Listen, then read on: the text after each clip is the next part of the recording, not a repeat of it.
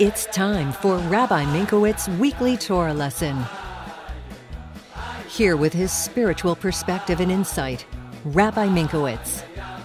Welcome to this week's Torah lesson. This week's Torah portion is Parsha Tetzaveh. The question of the week is, how can we create real relationships? So in this week's Torah portion, Parsha Tetzaveh, the Torah portion begins, the Ata Tetzaveh B'nai Yisrael, and you, and it doesn't say who the you is, will command the Jewish people. Now if you look in this week's Torah portion, the whole Torah portion, Moshe Rabbeinu's name is not mentioned. Now it's intriguing because from the beginning of Exodus, in every single Torah portion, Moshe Rabbeinu's name is mentioned.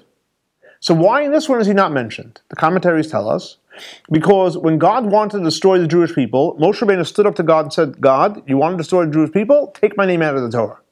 Now, fortunately, God didn't destroy the Jewish people, but Moshe Rabbeinu, even though his name shouldn't have been taken out of the Torah, but since he's a tzaddik, and he made a comment like that to God, so his name had to be taken out, and therefore was taken out from this week's Torah portion.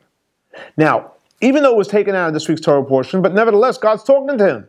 And he says, the Ata, you, referring to Moshe Rabbeinu, command the Jewish people. And the Rebbe explains that not only was his name not mentioned in the revealed way, but in the contrary, his name is mentioned in a deeper way, because a name is an external part of you. The Ata in you is God's referring to God's essence. If God was wanting to take Moshe Rabbeinu's name out, why is he even saying the Ata in you referring to Moshe Rabbeinu's essence?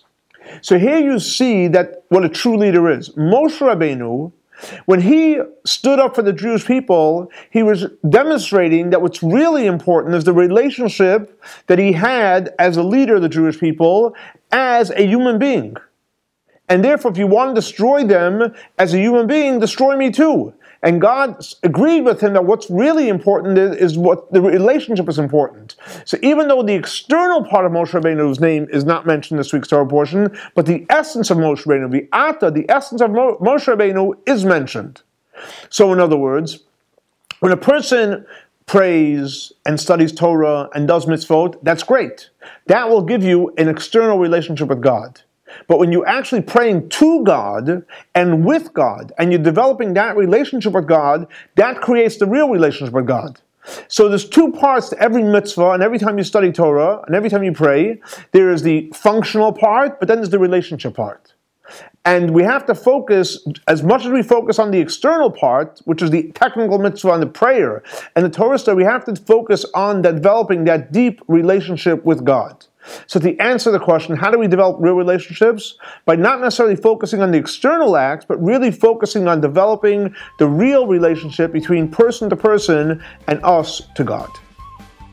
Thanks so much for joining us for our weekly Torah lesson. This week's Torah lesson is dedicated to the memory of Baruch ben Ari Leib and Shlomo ben Yosef. May their souls be elevated by the Torah that we're studying in their memory. For more information about Chabad, please see our website.